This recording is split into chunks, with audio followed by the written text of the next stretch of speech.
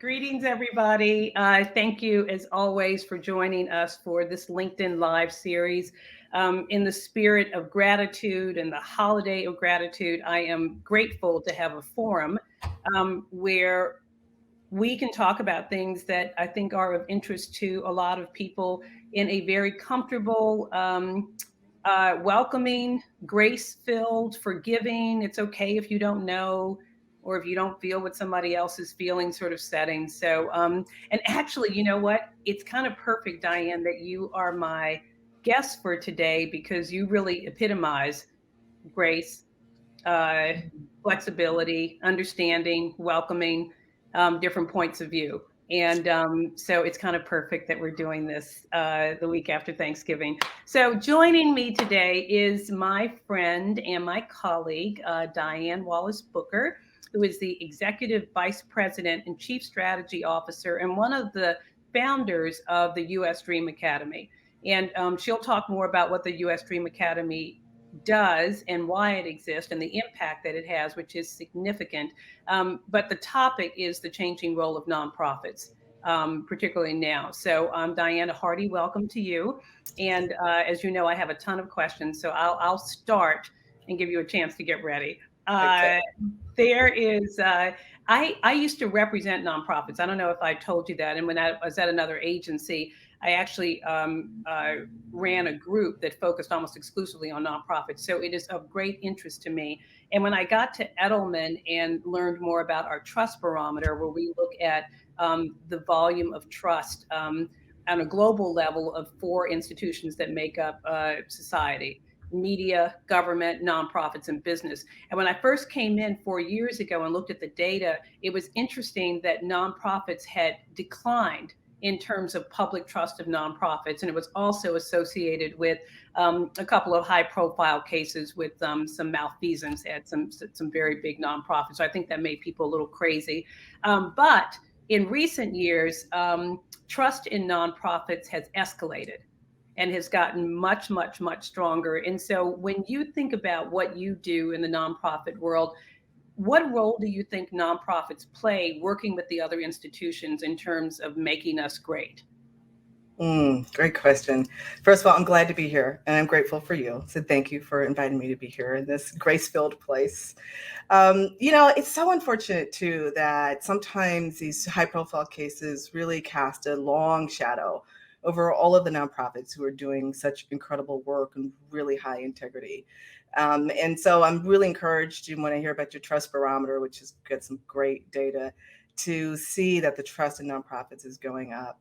Right. And so nonprofits play such a critical role as partners to Mm-hmm. in this space, right, with government, right? We do a lot of the work that government just can't effectively do, right, in a much more personal way. And even working with corporations who, I've been in this space for over 2 decades. I've really seen corporations take on a much more significant role in really being involved in the community, sort of, beyond sort of some of the branding, but really much more meaningful work in communities. And so it's I see nonprofits as really helping to some degree, really lead corporations and businesses in more deeply understanding and connecting with their communities. Yeah, and I love this idea of partnership because as you know, we release the data every January, and one of the things that we're going to look at now is not individually what these four entities do, but what they can do together. And I think Yes. you're right. In many cases, nonprofits have driven and have brought government along, have brought business along. And I don't know about media, but I think by example have brought these other entities along.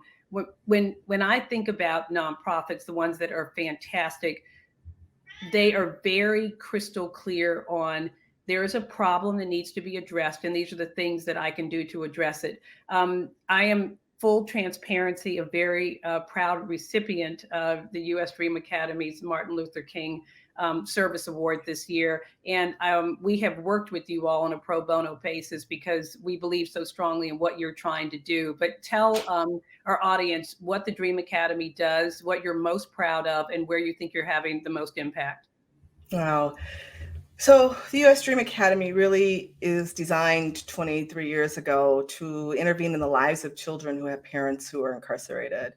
And certainly at that time, we were not talking about nor really understanding the depth of the negative experience that kids whose parents were incarcerated were having. And so at that time, we were really leading toward the height of mass incarceration, Mm, with really no thought to how young people who were being separated from their parents for many, many years were functioning in school. Many of these young people also live in communities of high poverty, high crime. And so the work that we do is really about how we bring into their space, into their community, where they are inside of their schools, our three pillars, which is skill building, character building, and dream building. And that dream building one is really what's most important for us. So our tagline is, a child with a dream is a child with a future.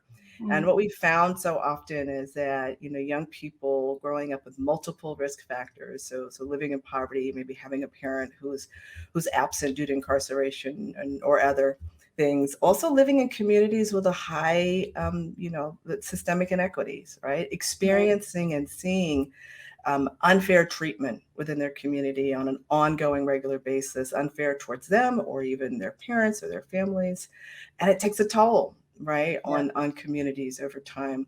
And so the ability to dream about your future and to believe that that dream can be a reality for you and not just other people you see on TV Mm, is a really key factor for young people. And we've found, and the research has found, and we've seen it, that having aspirational dreams for your future is a key component to positive youth development. right. Dreaming, believing you can dream, and then believing I can build up the skill sets that help me to achieve that dream. So we do this through mentoring. We have adult volunteer mentors that come in. We do it through tutoring. We do it through character development. We do it through exposing young people to all kinds of opportunities that they may have not had, the various different field trips in and out in their community, outside of their community, and then bringing in really interesting people and careers and places to help young people just see a world in it through another lens. It has, I've had the benefit, because of you, to see some of the impact firsthand. And you would think that I was like a Depression era child, which I'm obviously not, because I have a waste not, want not Mm. approach to life. And the thing that really compelled me and Edelman to get involved with the U.S. Dream Academy was this sense that all of those lives could be wasted if they couldn't dream. All of those lives would never have an opportunity to contribute to society as we know it if they didn't have hope and if there wasn't someone to believe in them. And and you shared with me some really compelling stories about, like, you've seen a kid go from here to here and is now doing this. And then some of the um, people that we have, I know the thing that struck me the most, the first dinner that I went to, because we sometimes, we get, I'll talk about elitism later, but it's not clear to us who these children of incarcerated parents are, and they're everyone. They are everyone. It knows no race, it knows no class, it knows no gender. I mean, everyone is affected. So tell me about some of the stories that have given you hope about the work that you're doing. Yeah, so just some data points for you. I mean, 2.7 million children today, right now, have a parent incarcerated. Over 10 million kids have experienced it. And because as a country, we have been fairly irresponsible about how we managed our criminal justice system, it does cross, race and class. There is a higher and disproportionate effect on Black American kids, and particularly poor Black kids. But what we have seen, we served over 10,000 kids. We have a 92% on-time high school graduation rate. Many of our kids are the first to graduate from high school in their families. Yeah. And we have seen young people who are now a young man just did a video for us today. He's in engineering. In fact, he's one of the people who does the quality testing on the vaccine. And Oh, so, yeah, it comes through his office. His company is one of the people who look at every batch that goes out and does that quality testing on there, to make sure it's safe, for all of us. So, and he was in our DC program for many years. We have young right. people who are in all kinds of careers, including medicine, nursing. One of our young ladies in Orlando works for Adventist Healthcare down there, and they're an Mm, organization that helps us, right, funds us, and now, right, we've got employees that for them that are doing a great job. yeah. One of the things that strikes me the most, though, I think I shared this story with you about one of our young people who came to our program in the 6th grade. He enrolled himself, very tall young man in Baltimore City, and had a very temper. He would just go off, right? And quite frankly, a lot of the teachers and other people were afraid of him. And he decided to be in our program. We weren't sure why. Most often it's kind of like parents dragging him to be in the program. And Mm, he would fly off the handle. But our staff and the mentors that surrounded him with care, with support, right, with sharing power, with helping him to understand some of what he was passionate, helping him to tap into his own dream, became like our star student. I mean, he was with us in the 6th grade. He became a volunteer for us. He worked for us. So it's been a long relationship. But one time we asked him, Marcus, what was happening with you when you first came to us? And he shared that every day when he would walk to school and he'd have to kind of navigate the broken sidewalks, the abandoned housing, the broken glass, sometimes the gang, some drug dealing, a little bit of prostitution, fights. This mm, is his daily mm, walk to and from school. mm, All right. And he, in his mind, knew that that was going to become his life. And he mm, didn't want it. And he was afraid that that was what he would have to do and mm. become, because that's all he saw every day. Right. And then he heard about this program called the U.S. Dream Academy and thought, maybe, right? Yeah. And then he began to see, what all the possibilities were for his life. Yes. And one of the things that struck me is that, we spend a lot of time being afraid of Black Mm, men, for example, right? The media and everybody else has done such a great job of making us fearful. But we never really stopped to ask, particularly our young Black men, what are you afraid of? mm, What's mm, driving some of mm, your anger? And so understanding this young man and knowing what a sweet, gentle giant he mm. is, and that had his life gone differently, had he really believed that like the streets were all, he would have been, one of these what we deem sort of one of these hard kids on the corner, but just this gentle man who one wanted a different life for himself and then worked hard to get it. Yeah. That is, I think that's those types of stories are the ones that drove our engagement, and I think so many other corporate partners that you have to support, but to really delve deep and ask the hard questions. I know, so I am who I am, so I have to talk about communications.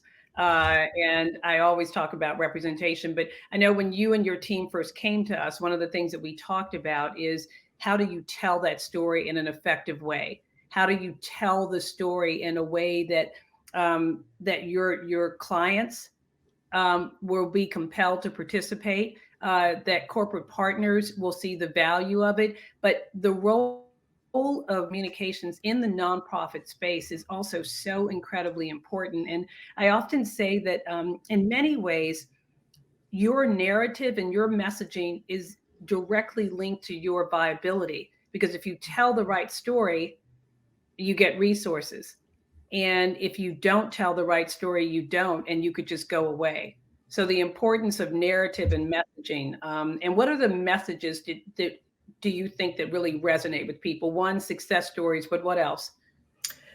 You know, one of the things we dealt with a lot early on was this idea that why should we help children who have parents incarcerated?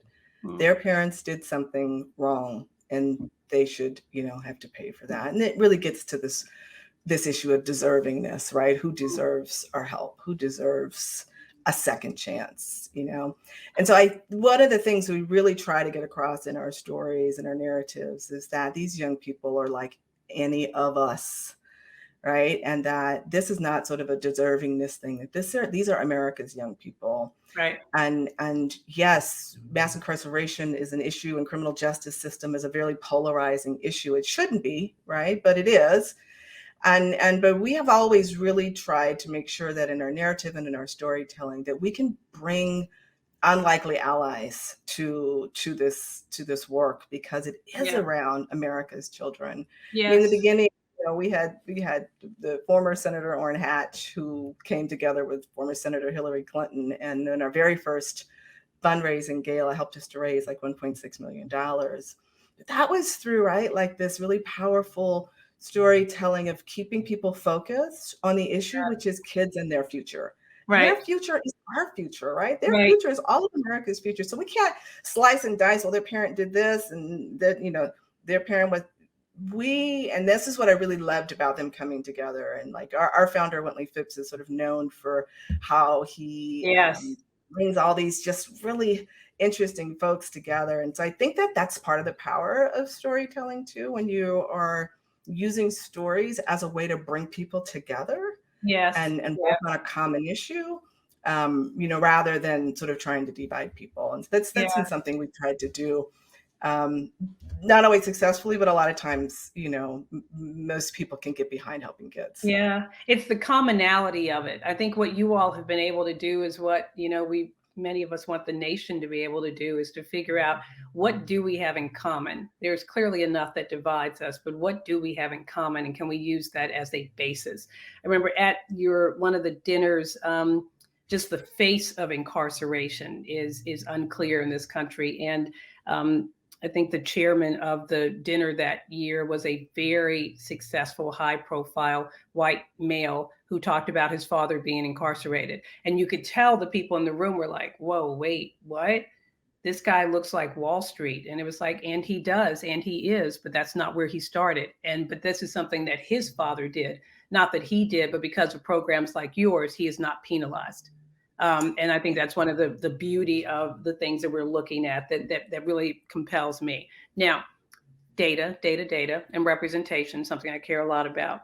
I'm going to ask you to comment on some data points that our team found that I thought were fascinating.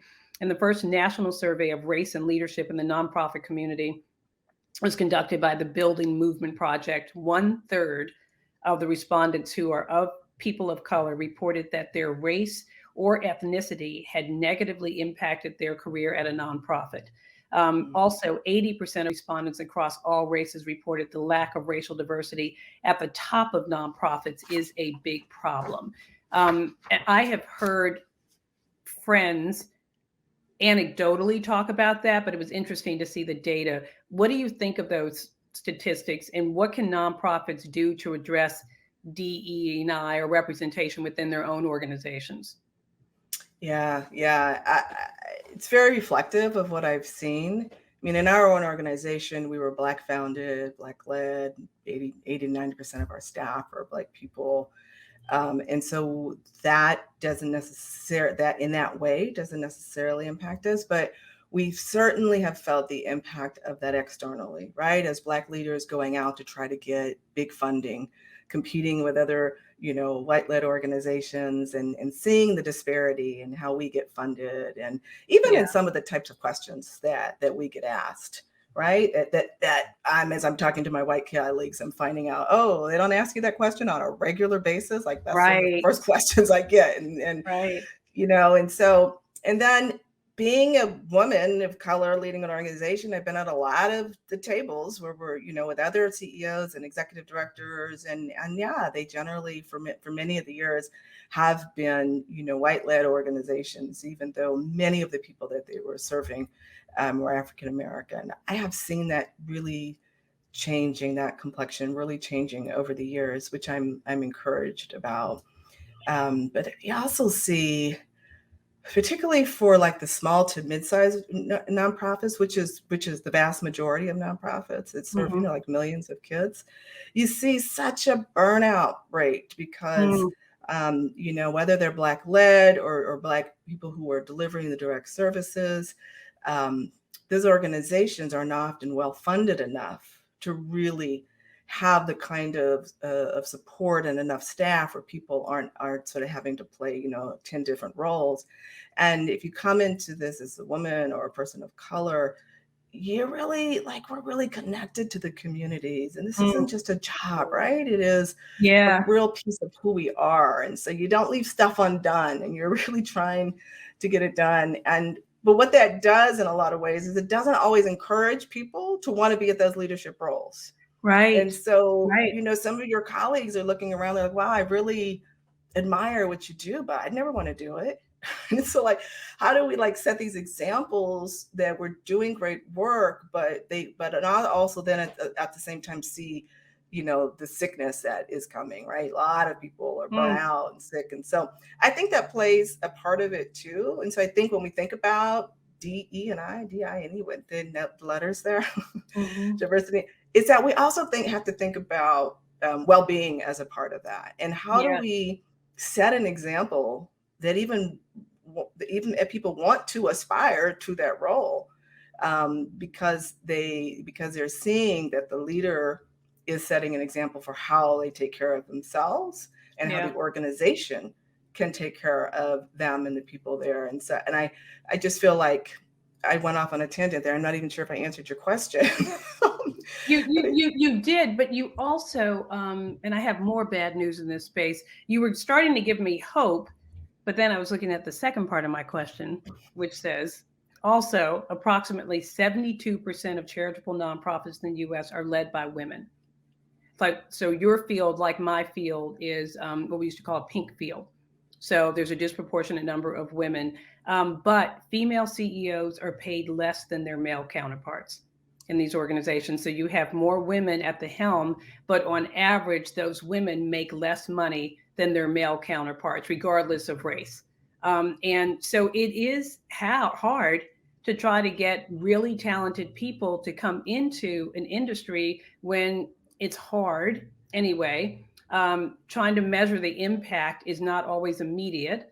And then you're like, geez, on top of that, I'm not getting paid what my counterparts are. So do you think that that gender pay gap has an impact on or threatens the nonprofit's effectiveness or sustainability, or you think it just is what it is and people just have to go with it? I think it's a little bit of both. I mean, I think that I don't know. I guess for women, right, it is what it is. We're going to deal with it, particularly when it's like an issue you really care about. Yeah. And again, this is one of the things like in the last sort of 5 to 10 years, I've seen nonprofits try to be more responsive too. I mean, a couple of years ago, we tried to take a really close look at all of our, salaries and parity and all of that kind of stuff. And we were surprised, right? We're a small organization, so we don't have a big HR team that looks at this all the time. But it surprised us a little bit. And we're like, whoa, we got to make some change and quick, Yeah. right? And so I think when people are and bigger organizations can do this more intentional about looking at the data and, understanding that, I think that for women coming into this field, well, you're already, like you said, we're already there. That I think is out there and is changing. I think in Yeah. my organization, it's male and female. Our board has always Yeah. been Yeah. pretty good about just making sure we're paid the same. But I do think that the experience for women leading organizations is different, not just Yes. from pay. And those are the things I think we also have to really address to Yeah. encourage and support women to be in these roles as well. That pay is important, and it just seems to be something that's out there. And I feel like, and I haven't done a study on this, but I feel like because I hear more of the conversations that more nonprofits are responding to it, but maybe not some of the other issues that women are dealing with as leaders too that need to also Yeah. be addressed. I think it's getting better, and there's some data that indicates it is getting better. But I think what happens, and again, I hadn't even thought about this. There's another similarity between your industry and mine, um, and I think in many cases, so when we just the concept and the phenomena of giving of your time, of giving of your talent, of giving of your resources. And even as a young person, when I would volunteer for things, because it was required in my household that you volunteer to make a difference, that I might have been one of a handful of girls of color that were in the volunteer service group, and also they were a lot of women, a lot of girls at the time, and less men. And then I worry that what happens is that, and because of the pay, you get a super talented young Diane Wallace Booker who can, and I know you came from corporate America. And I'm going to ask you to tell your story, which is like when I fell in love with you the first time. But you started in corporate America, and there are so many young people like you who could go into a nonprofit and in many cases, we represent the people that we're serving, but we're not in positions of making decision. And so there's a lack of alignment between the people that you're serving and the people who are making those decisions. And that's where I think the real challenge is. That's what I think the real problem is. And that's where you get into that elitism, because my kids might be able to work at a nonprofit. Not that we subsidize. I just want to be really clear, because we don't. And they don't need it. They're both, successful in their own right. But if they wanted to do something like that, they could. But then you get that divide. You get that socioeconomic divide again. Yeah, yeah, exactly. And I do think that some of this pay equity, right, comes more generally, right? Because even if women are coming in from the corporate world into nonprofit, and we oftentimes try to match or increase their salary, they're coming in with lower salaries because of what's Right. happening in corporate America.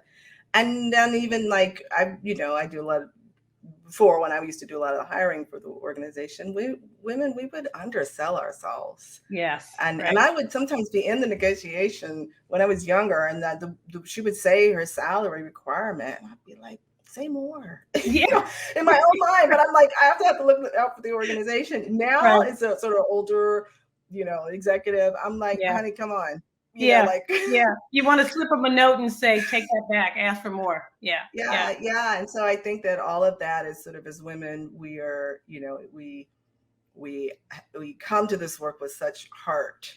Yes. And quite frankly, sometimes you do feel, and we shouldn't, right? But I do feel sometimes guilty, like, oh, because I would do this work for free if I could. Right. And so sometimes, and so women, we got to get over that, right? We got to get over this sense of, Yeah. it's not like I don't feel like I'm worth it. I feel like I'm worth every dime and more. But I think just this relationship that we have with money can sometimes put us at a disadvantage. And then when you're in a space, in the nonprofit space, um, people will take you for whatever you come in. If you Yeah. say you You want to get, do it for you a do get dollar, they'll tricked use up. you for a dollar. Yeah. So, okay. So you didn't always start like that. Tell everyone listening and watching us how you got into this space. So, I was practicing law. I went to law school to become a civil rights attorney, but I ended up having my baby right after law school. And so then I was trying to find a job, practice law, where I could kind of still be a mother and still practice law. And then I'll go into civil rights law in a little bit. Let me just kind of, and plus interviewing for jobs when you're 9 months pregnant. I literally was 4 months pregnant when I took the bar, and was 5 and 6 months pregnant when I'm interviewing. And nobody can ask you like when you're due, and you're Yeah. sitting there in this interview, you're huge. So anyways, I found several different law partners that we partnered up, and we were practicing law, and it was good. It worked. It was doing all kind of law, criminal law, estates and trust, divorce, stuff that was needed, but I hated. But I did it because I needed the balance in my life too, to also be a new mother. And then my pastor, Wintley Phipps, shared this vision with me about children of incarcerated parents. And I had not thought about what was happening, particularly in our communities. And so while incarceration affects all families in this country, we did choose to focus in on incarceration and poverty. So those two we went, and I volunteered to help my pastor. I had no idea it was going to change the entire course of my career. But I absolutely, fell in love with the young people and their potential and their drive to want better, but needing those structures and supports that all young people need. And I was raising my own kids, and the time we were looking for models and trying to understand positive youth development, which was a burgeoning field at that time. It wasn't really a term. Now it's a whole term of art. And really using some of the same strategies that we would use in the Dream Academy with my own kids, and recognizing that the structure of a community and how adults and young people and children get into relationship and how important those relationships are for your future.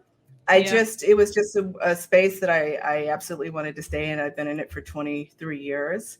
And we've, like I said, served over 10,000 kids. We're in 8 different cities. We've had some incredible supporters come alongside of us, including like Oprah Winfrey. And if you go to our website, you'll see lots of people who have just really taken an interest, not only in young people, but young people whose lives have intersected with the criminal justice system to no fault of their own. And it's just such an important population of young people. I want to just keep lifting them up and talking about the benefits of mentoring. Anybody who's watching who wants to be a volunteer mentor, please go to our website at usdreamacademy.org. Your mentoring makes a difference in the life of young people.